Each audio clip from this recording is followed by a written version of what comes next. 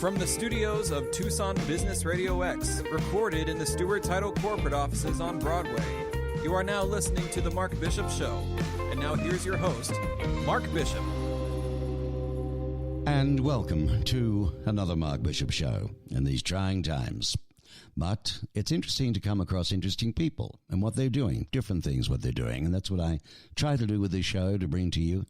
So makes life a little bit more interesting. And this particular fellow, Brendan Kumarsamy, is the founder of Master Talk. I don't know if you've ever heard of it or not, but on a YouTube channel, he started some time back to help the world master the art of public speaking and presentations. And boy, do a lot of people, have trouble with this. He coaches purpose-driven entrepreneurs and CEOs on public speaking. This is to share their ideas with the world. Welcome, Brendan. How are you? Thank you, Mark. It's such a pleasure to be on. I'm great. How about you? I'm fantastic, excepting, of course, I feel the pressure just like anybody else going on at the moment, not knowing what to do. Every time I do go out, Brendan, I wear a mask if I go in public, but then I see so many others not wearing it, and, makes you think, all these restaurants open because we need the business, so to speak, but what's the price of life, when they end up in the hospital, it's not going to be that easy. I don't know what your thoughts are on that, but it's just annoying to me. But anyway, let's talk on a positive factor. Tell me about yourself. Where did the idea for Master Talk come from? Of course, I'm happy to share. So when I was in university, I used to compete in these things called case competitions. So think of it like professional sports, but for nerds. So instead of spending every week playing a soccer game, playing football, and practicing with your coach, we did the same thing with presentations. So believe it or not, people would fly from Thailand all the way to Canada, where I live in Montreal, spend $10,000, hotels, accommodations, everything just to present PowerPoint slides. So I did that for 3 years, presented hundreds of times. And in the process of doing that, a lot of the students I was coaching kept asking me for resources. So I started making free YouTube videos so that everybody can master the art of public speaking, and it turned into what it is today. So you saw the niche because, nobody else was offering this type of thing, or just something you thought, that's a good idea, maybe I should do it? A little of both, in the sense of it was a good idea because a lot of people needed that information. But as I was starting the videos, I began to understand why that content wasn't being shared already. And the reason is because a lot of the speech coaches in the industry have very consistent client revenues. What this means is, let's say Bob works with 10 clients. They're always going to hire Bob every year to help them with their speaking, because the money that they make from the speech greatly outweighs what they pay in fees. So because of that, there's no incentive for speech coaches to share free information. That's why I decided to make a change there and help some people out. Very good. And when you talked about these people, flying in from thousands of miles away, we're talking about what? Business people who are just doing business presentations to companies and so on. You got it. So just to give you an idea of what a case competition is. So a business gives students a problem. So we're all university students, well, I used to be. And in that context, let's say McDonald's says, hey, Mark, I need your help because I need more healthy, conscious consumers. A lot of people want to eat salads now. They don't want to eat burgers. What do we do about this? So what they do is they give this business problem to 24 teams from across the world. So people from England, Singapore, the US fly in, and all of these teams of students that are generally the best students from each of those universities figure out a solution to the problem, make slides, read the problem, find a solution. And at the end of the 3 hours, they have to present it. Oh, okay. Well, that's a real challenge. It was really intense. And, 3 hours is nothing, is it? Yeah. And at these international competitions, the people who are judges aren't teachers. They're senior vice presidents of the company. So imagine you're 21 years old, you're 22 years old. You got 3 hours to present a solution to someone who's been working in the business for 30 plus years. Right. Well, I guess that comes under the banner of real life work, doesn't it? Yeah, that's definitely uni is study, input, but boy, then you got to go and do something like that. That's to me, that is wonderful preparation for you, you know. What's the biggest challenge, do you think, with public speaking? Yeah, I would say the biggest challenge is getting clear on your public speaking why. So the biggest issue with public speaking isn't that it's a hard skill to master, but rather there isn't an incentive in place for people wanting to master it. So an easy example is if you're hungry and you want a hamburger, it's easy for you to want the hamburger because it tastes good, it's cheap, and you just go across the street and you buy it. Mm-hmm. So the incentive for you is very high. I spent $3, I get a burger, life's great. Public speaking, most people don't want to do because it scares a lot of people. Why do I want to work on speaking anyways? It's not something I want to work on. It's not something that's great. But if we tie an incentive to it and really understand the benefits that come out of it, then we want to speak better. And you're a fantastic example of this, Mark, because you have such a great radio voice. So you tie in the incentive of saying, if I can get better at communication, I can speak better on the radio, I can attract more viewers, and I can give a better experience for everyone that's listening to me. Mm-hmm. So it's about tying that incentive. Okay, well, that's interesting.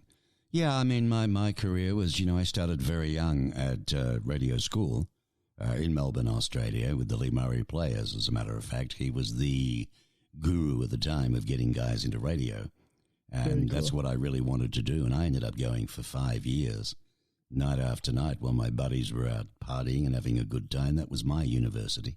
Wow. And then finally you do get in. But, of course, Australia's not like America. You guys are used to big money here. Well, there's 220 markets. We have 8 in Australia. So you have to start at the bottom, so to speak, what we call country radio. And, you might be the only station in those days other than the ABC, the government station. But you learn your craft and so on, and then you get to regional if you're any good. And then you can actually hear 1 or 2 other stations on air in the same town. So you've got competition, right?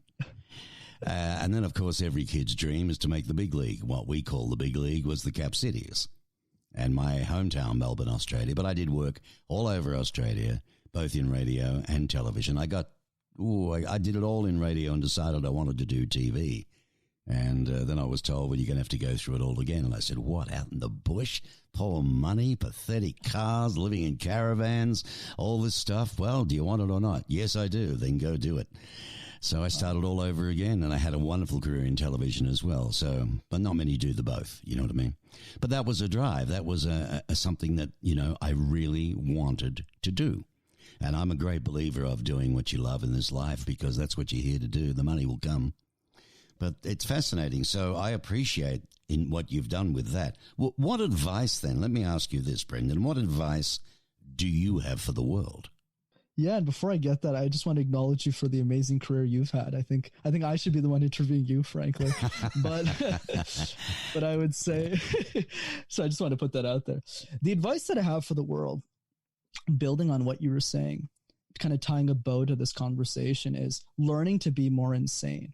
I know this is very counterintuitive advice, but one adage that I live by is be insane or be the same.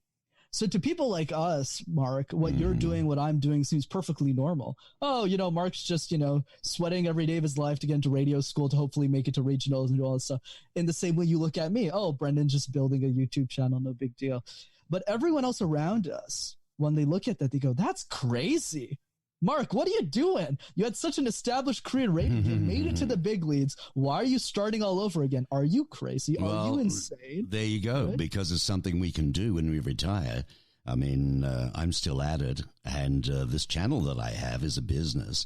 But I do help a lot of businesses, in what I do, to improve their business, improve their staff, along the lines a little bit what you're doing, but it's predominantly their own shows that they do. And I get a kick out of that. I get a real kick, Brendan, out of seeing another person succeed, or another business do exceptionally well. And I enjoy doing that.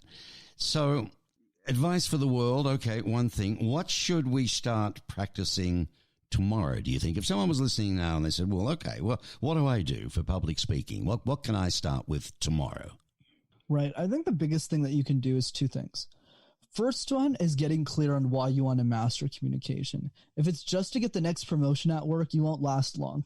You'll practice a couple of presentations a couple of times. You won't like it anymore. Right. But if there's a cause that you care about, a charity you want to support, a group of people that you're mentoring, you have a problem you can solve for them, and you're building a presentation around that, your incentives become much higher, and now you get a lot better. The second thing is creating a community of accountability. Public speaking is challenging in the sense that there's no one that wants to practice. So your goal is you want to find a group of people, and Toastmasters is a great, inexpensive way of doing that. It doesn't cost a lot of money to join. Yeah, they've been around for donkey's years, haven't they? Toastmasters. Yeah. It's a very good one to get into. Absolutely. Especially for people just getting started. I think Toastmasters is a great place, and it forces you to present every week, or at least to think about public speaking every week. So if you combine that with presenting something that you're really passionate about, that really solves a problem for people, and you present that same presentation over and over again, you'll be on your way to mastering your talk. Now, when we talk about presentations, all right, this is having to give a specific speech or a business presentation and so on. Let's talk about for a second generic ad-libbing, generic speaking. I'm driving at the fact that there are a lot of university students, male and female, that come out that are geniuses in their study, in the degrees that they've achieved. My hat's off to them. I admire them terribly. But then they go to open their mouth to communicate. And I've seen this in so many, serious business situations. It just makes me go, ugh. I so much want to help and improve people that way, because the art is a communication, or communication is an art. You're judged on first appearances. You're judged on first connection. When you open your mouth, it's critical how you address somebody and how you speak to them. Why isn't there any serious, attempt to help them along these lines? That's a beautiful question, Mark. I've thought about this a lot, and I think it's the way that our society has been conditioned to think that speaking isn't supposed to be fun or exciting or impactful, right? The truth of the matter with public speaking, you know this well with your success in television and radio, is that public speaking allows you to scale your message. So let's say you're coaching somebody one-on-one, you're helping someone overcome trauma, you're helping somebody recover from a bad place in their life. If you master communication and public speaking, you can do that with a lot more people at once. So that hopefully one day you get on video like me or Mark and you start to scale your message to the world. But the reason why most people don't see that benefit is because since most of the presentations we've given in our lives are mandatory, they're not optional. We don't wake up one morning and say, hey, Mark, you want to get some breakfast and give presentations all day? No, you don't. That's exactly right. Yeah. Except your time in radio, where you were intentionally working on it. For most of us, what happens is we're in high school, we're in college, we're in university. We present a topic we're not passionate about to an audience that isn't passionate to hear us, a bunch of 16-year-olds who don't really care about history that much. No offense to people who do. And then we have teachers who are amazing in their domain, who have a great level of expertise in their subject, but weren't trained to be great communicators. So we've just been conditioned to believe that average is the new normal. Right. And that's why we all aren't good at it. Well, the other thing is this. Of course, my show is on a network of the Business Radio X network across America, and there are various studios everywhere, but I try to help in my channel in Tucson. My business, per se, that I came out of retirement for, is where I help and support these businesses that I was referring to.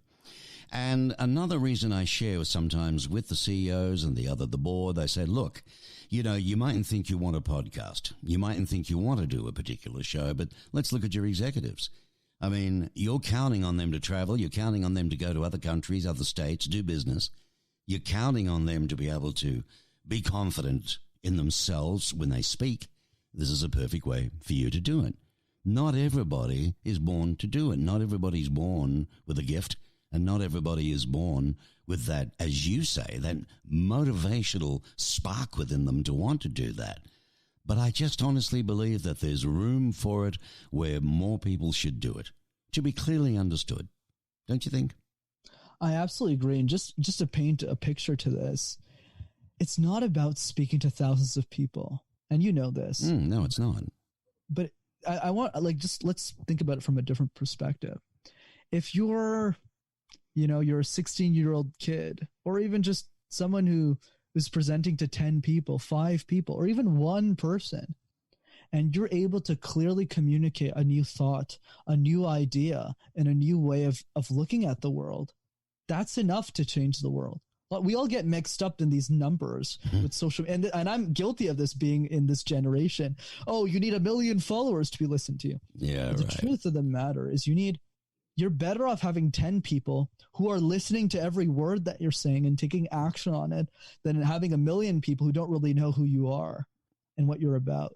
Yeah, well, it virtually says to be listened to is probably one of the nicest things people could ever do for you. Your interesting background, you came from where? You were born here in the States, weren't you? I'm actually from Montreal, but I come to the States a lot. Right. For business. Montreal in Canada, right. How is Canada these days? Better than the U.S., let's put it that way. Yeah. I tell you what, it's an interesting dichotomy. I forget what to say that, but a dichotomy, that's right. But, there's this brotherly thing between the Canadians and the Americans, at the same token hating each other's guts for some reason. But it's with a tongue-in-cheek, I'm sure of it.